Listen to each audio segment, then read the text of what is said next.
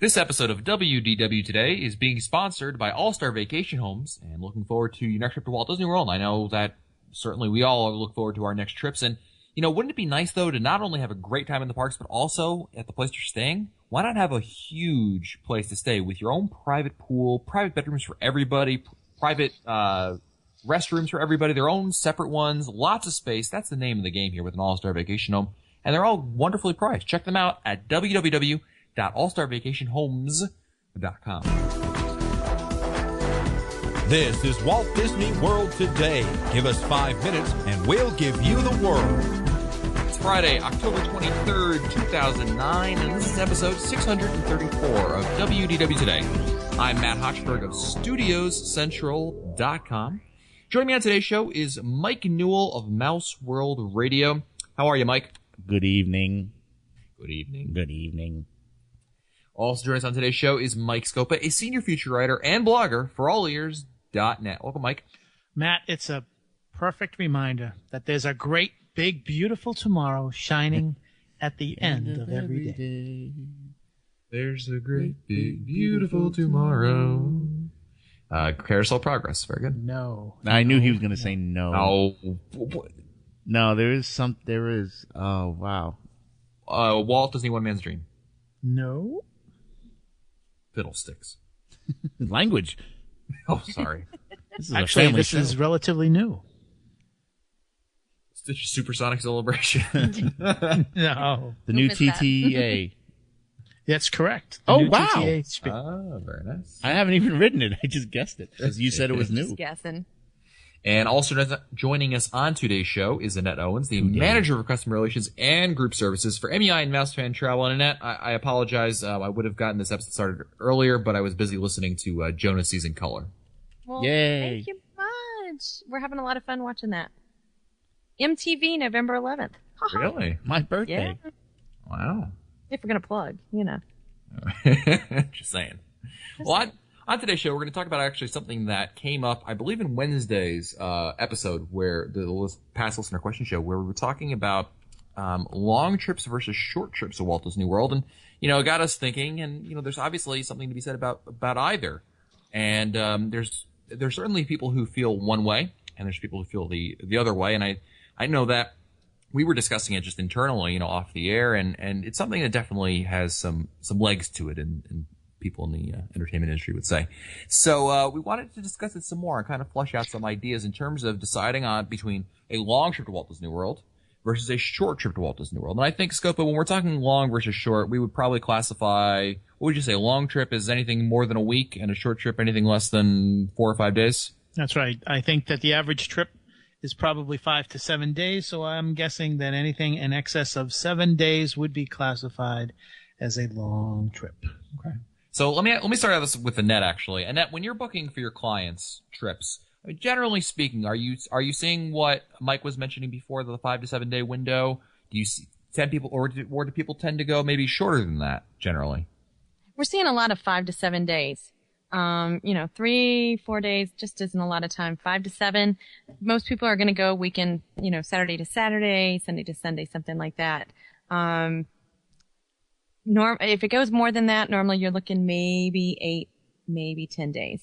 Okay. And when we're talking about long versus short trips, I think there's generally an understanding that if you're going to be taking maybe 1, maybe 2 long trips a year versus taking a number of shorter trips for the year. And Mike Scopa, I know that you, among many of us, are a big proponent. You prefer the shorter trips to make, maybe, we're probably the exception where we take 3, 4, 5 trips a year, but, you'd prefer to have a couple shorter trips versus 1 longer trip. Well, there's a couple of reasons for that, Matt. Number one, there are certain times of the year that I like to go down there. Obviously, for the half marathon, I like to go down for the Flower and Garden. I like to go down during the summer. I like to go down for Food and Wine, and I like to go down in December. So those 5 short trips, and I like that also if you happen to take Southwest as much as I do. The more frequent trips, the quicker you get to build it up for a free flight. So that's another reason why I like to go down. I also like to go down.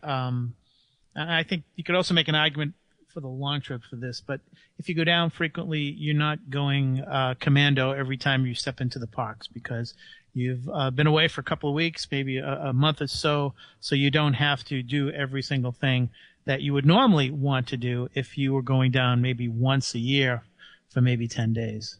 Well, see, I'm thinking that if you're going down for a long trip, let's say you're doing 7 to 10 days, I think people still do the commando stuff because they know this is their one trip for the year. You want to get everything in there. And if I know this is my one trip of the year, I'm going to want to do everything I can because I know that it's going to be a substantial amount of time before I can return again. I think that that's true for the first couple of days. I used to take trips that I averaged between 14 and 16 days at a time. And the first 4 or 5 days, you will go commando. But right around day 5 or 6, you start to slow down. And the reason for that is that, as Bob Selinger says, you hit the 72-hour wall at a certain point and you realize that, you can't go at that pace. So what you do is you begin to say, okay, we have another 7 or 8 days. Let's take our time. You don't have to do everything at once. And you do slow down. But it's true that the first 3 or 4 days you do tend to do commando style touring. Annette, when people are booking with you and they're saying, Annette, I want to come down there for 7 to 10 days, let's say, sometime in that time frame, do you find people are really packing it from morning to night, in terms of like, we need to have ADRs, here, and here, and we want to, you know what I mean? Are they really like packing it in terms of their planning process when you're working with your clients? Or are you seeing, maybe like more of a scattering of these types of planning things? Well, a lot of times they're planning on, if they're going to be there for 7 days, that dining plan looks pretty appealing when you're there for 7 days. You don't have to worry about, who's going to pay for what, and, they want to have those meals plans. But, when you start looking at the 7-day trip, you start seeing we might want to go to SeaWorld. We might want to take a day and go to Universal. Whereas Right. if you're coming on a short trip, most of the time they're staying right in Disney. They're not Right. looking for how to get somewhere else to see, oh my gosh, there's something else down in the Orlando area. Right. Mm-hmm. Well, let me ask you this, Scopa. Let me give you your thoughts on this type of scenario. And this is something that I hear from a lot of people who prefer the longer trips. And they'll say, well, there's certain things that are going to be fixed costs. It doesn't matter how long you're going, you're going to have to pay a certain amount of money. Airfare is generally the first one. It doesn't matter if you're coming down for 1 day or 15 days. You're paying the same. I mean, airfare generally is going to be a fixed price. And the bigger the family, if you're talking a family of 4, family of 5, family of 6, even greater than that, the price for airfare becomes pretty large, especially today where it's not like, the days of the $49 fares by any means. Right. So if you're doing that, obviously that's a big investment off the bat. Doesn't it? And obviously park tickets are another thing where if anything, it becomes cheaper the longer you go, but regardless, you're still going to end up paying, regardless if you come 4 days or 7 days, you're pretty much paying the same amount of money because obviously days 5, 6, and 7 are become really, really cheap. So with that in mind, what do you tell people who say that, they prefer it for the longer trips because of that reasoning versus going for the shorter trips? Well, obviously, if you are, if you have a large family, just the cost of getting there, not just the flight down, but if you're renting a car, it's going to be expensive. And for a lot of people, they feel that if they go for a long trip, 7, 10, I should say in excess of 7 or 8 days, 10 days, whatever, it justifies the cost of the airfare. I know that when I used to go for 2 weeks, I would drive down from New Hampshire, and it would save me because airfare was somewhere in the area. The cost of the air and the cost of the car rental together would have cost me an extra $1,000 to $1,200. Right. So driving down just saved me money, and also enables you to do other things like go to the Space Center or whatever and do a lot of things. But I think that you take into consideration the airfare, you take into consideration possibly the renting of a car. There are other things that you need to consider. Like you were saying, Matt, the park admission is a consideration. And if you are going more than 8 days, then you need to consider the annual pass. And wasn't it Len who recently pointed out that if you bought a Magic Your Way pass and then you made it into a 9 or a 10-day park hopper pass, and you added the no expiration adder to it, and then you and then you consider that you have to pay $14 per day to park in the parking lots, that the 7 or 8 day park hopper pass with the no expiration actually costs you more than the annual pass. So you have to take that into consideration too. That's true. Well, let me put it this way then. I guess we're trying to say. I mean, if someone comes to you and says, Mike, family of 4, want to go to Walt Disney World. Should I go? We can either go 2 times of the year. And it doesn't really matter what. You could pick the times of the year, or we're going to go for one long trip. So it'd either be 2, 4-day trips, 3 4-day trips versus a trip of 7 days, give or take. What would you recommend for them? Well, the first thing I want to know is what they want to do when they get down there. Are they into the commando style? Are they there to see certain things? If they are there just to enjoy the parks and they're just focused on attractions, and they want to get as much as they can out of the parks, then what I'm going to say is, okay, go for that one day. For that one long trip, and plan accordingly. However, if they are casual attraction people, if they want to go down for the ambiance, if they really aren't that concerned about the attractions, but they just want to be there, they just want to be in Disney World, and they're not into the commando touring, I would recommend 2 trips because I think that it's sometimes more enjoyable and more memorable if you take your time than if you do commando. Yeah, I mean, the one thing for me, just speaking for myself here, I mean, one thing I like about Walt Disney World is that there are different things that go on throughout the year. And you mentioned some of those earlier, Scopy. You mentioned Flower and Garden, Food and Wine is a big one. There's lots of different events that go on down there, and I really like that. And I think that if you're looking to go to Walt Disney World, and you've been there before, I really like the idea of the shorter trips that allow you to come multiple times. I think that anyone listening to this podcast generally considers himself a pretty big fan of Walt Disney World. And I think that given that fact, you're also going to be the kind of person who wants to see a lot of different things over there. It's not, sure, you want to go ride all the rides, a lot of times and get your favorites in there. But I think that what brings people back more and more are those little nuances and things that change every time. Maybe you're going down for one, in October for Food and Wine, and your other trip of the year brings you in for maybe Flower and Garden or Star Wars weekends or, ESPN the weekend or any of those events. I think what it allows you to do is twofold. One, you get to see those special events and take advantage of them because, I'm sure you've heard about it on the internet many, many times. And second of all, it allows you to go down to Walt Disney World again. And I think for a lot of our fans, a lot of people who listen to this show, they really enjoy being able to get down to Walt Disney World as often as they can because it's obviously something that we all find we all enjoy. Newell, you're kind of an interesting case because on one hand you're a Disney Vacation Club member, right? In which case I would lump you in the long trip group. But I also know how you tend to come down, and you don't. You are not the. You definitely come down fairly often, to say the least. When I first started going down, which is one of the reasons why we got DVC, I was the long-term vacationer, if you will. And this kind of coincides with the advertiser for today. In order to go for a long time, you want that room. If you're gonna stay in Pop Century for 2 weeks, someone's not gonna live by the end of the vacation. Especially if it's a family of 4. That's a little tight. So one of the reasons why we bought into DVC, and one of the reasons why, I would stay at All-Star Vacation Home is the space. I mean, 2 weeks, you can spread out. That's a good thing. But now with the show, I tend to come down and, I can do those 4-day weekends or 5-day weekend.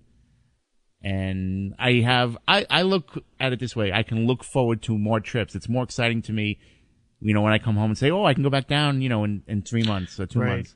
So instead of the once a year looking forward to trip, I now have the 4 or 5 5 trips to look forward to.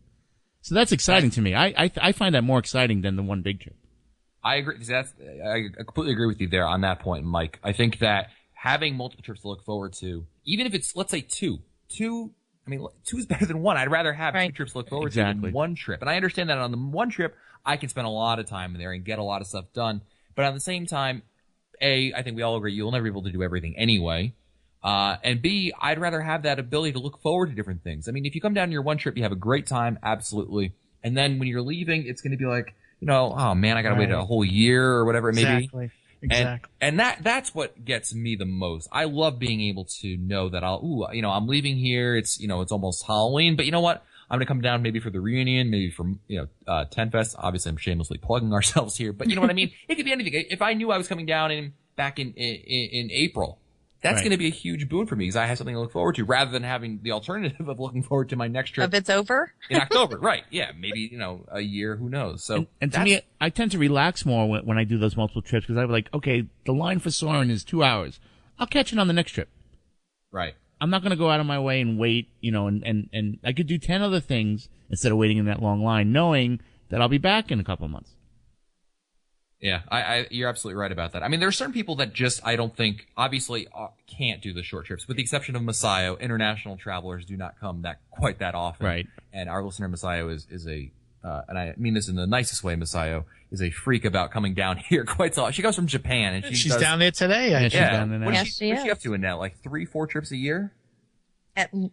At least, right? Yeah, that's crazy. But I mean, I know that many of our listeners who come from the United Kingdom, for instance, I mean, the airfare thing, which I mentioned before, that's a huge factor. And, it's, they have to make the most of it. So they come down for, 2 weeks or something like that. But, that's what they have to do. But we're talking about people in the United States and Canada.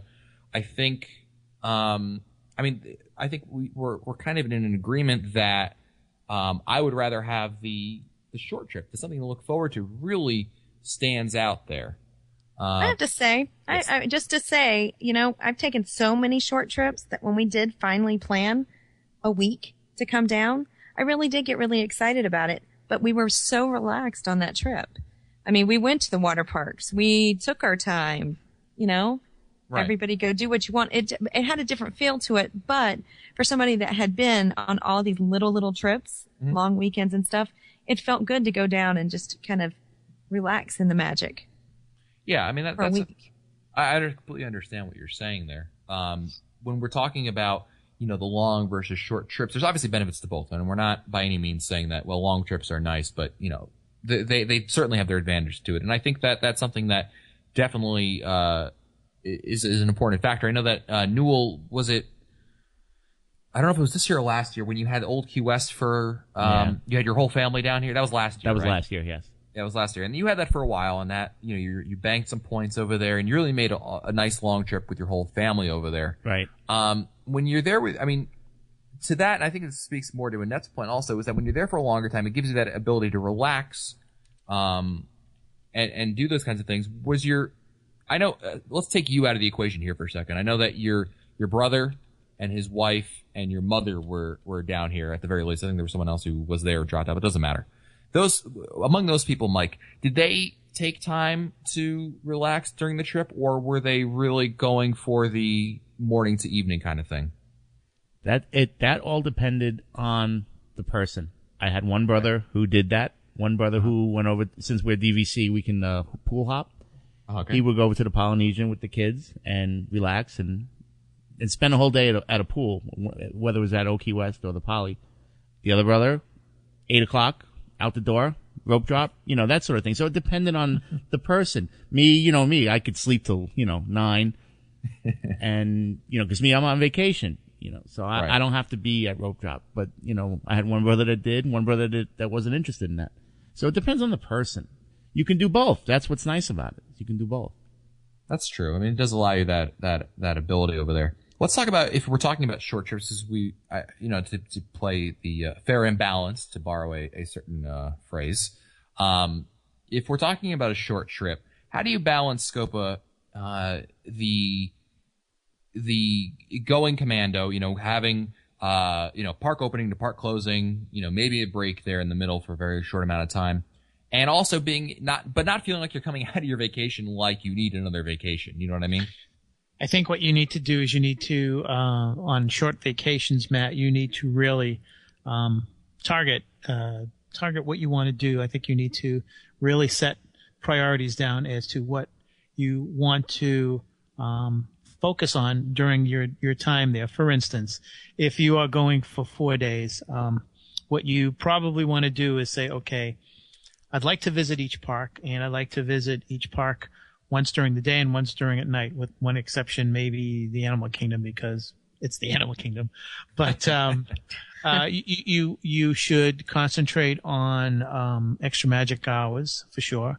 I think that if you do get up early for extra magic hours, you don't have to do commando. You can do the things you want early on, and then you can relax the rest of the day. I think that if you go for a short period of time and you do want to hit those attractions like Soarin', like Test Track, like Everest, Mania, whatever, I think that you do need to get up early on those days which those parks have extra magic hours, but I think that you can balance that off by relaxing in the afternoon.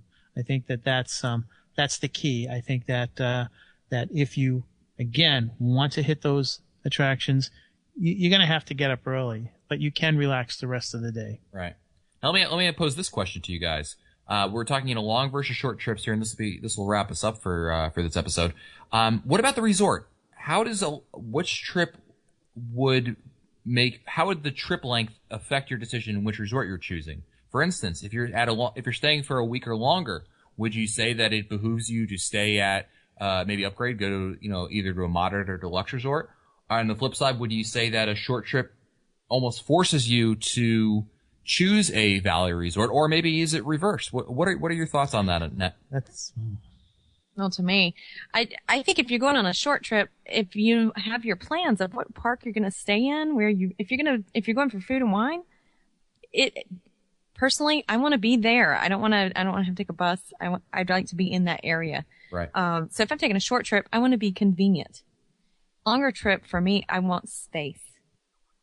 So, it's about getting the one bedroom, or it's about getting a bigger room, a larger room, so there's a little more space. Because if you're in a spot like a week, maybe you do need an all-star vacation home. Maybe you need that space so you're not killing each other by the end of vacation. Scopa, what do you think? Well, to freshen the vacation experience over a long period of time, it's a good idea, I think, to maybe switch resorts in midstream. I like that. I've done it all different ways. I've spent my most decadent trip, I guess you'd call it, was I spent 2 days at the Animal Kingdom Lodge. I was in the Savannah room for 2 days, and then I went to the Polynesian for 2 weeks.